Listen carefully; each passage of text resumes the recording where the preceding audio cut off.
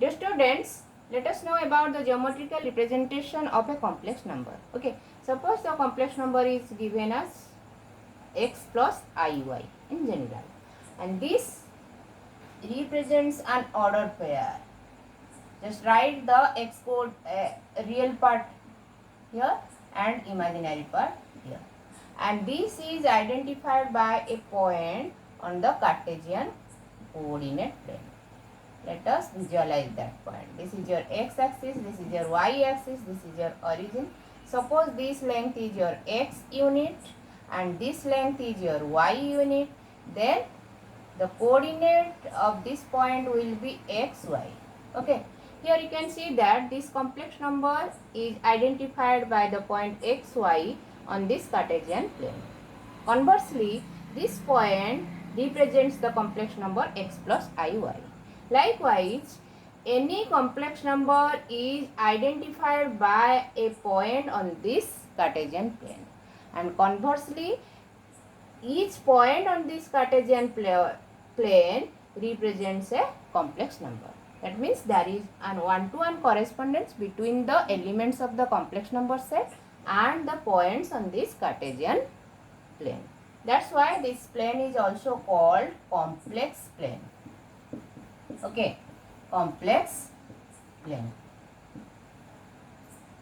Now, let us observe, if y equal to 0 means imaginary part of z, that is y equal to 0, then what will be your z? Z equal to just x. Okay, and this identifies a point x 0 on this complex plane. Where is that point? This is a point on x-axis as your y coordinate is 0. What is that point? This is your x unit. So the coordinate of this point will be is x0. Okay.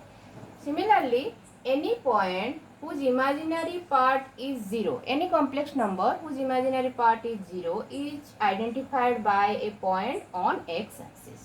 Okay, the complex number whose imaginary part is 0 means that is a real number.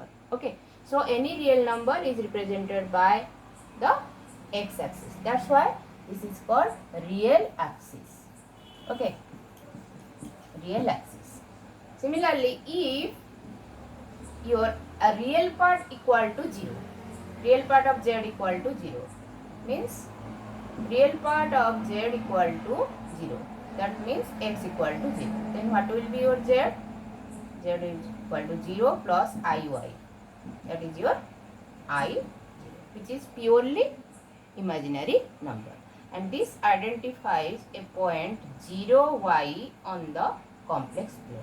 And where is that point? Since the x coordinate is 0, this is a point on y axis. Okay, suppose this is your y unit, then this point, the coordinate of this point will be 0. Likewise, any purely imaginary number is identified by a point on y axis. That's why this is called imaginary axis. Okay, imaginary axis. Y axis is called imaginary axis and x axis is called real axis. Okay, now let us know geometrically what is the modulus of a complex number. Okay, and argument of complex number and the conjugate of complex number. The complex number is represented by this point. Suppose this point is denoted as P. Just turn this point with the origin, then you can get a length, a line segment OP. Okay, and then the length of this line segment R, which is also written as denoted as R, is your modulus of Z. Okay, which is equal to your mod Z. When z equal to x plus y, then mod z equal to root over of x square plus y square. Okay, then the angle made by this line segment OP with the positive direction of x axis is your argument. that is theta. That is theta equal to argument of z, which can be obtained by using this formula. Okay, tan inverse y by x. Then what is where is the conjugate of this complex number? The conjugate of this complex number z bar is x minus iy, which is identified by the point x minus y on this organ in this complex plane. Okay, so x minus y means y coordinate is negative, x coordinate is positive. That means this is a point on the fourth quadrant. This is your y unit. Okay, so this is your y unit and this is your x unit. Okay, so that the coordinate of this point will be x minus y, as this is the negative axis of y axis. Okay,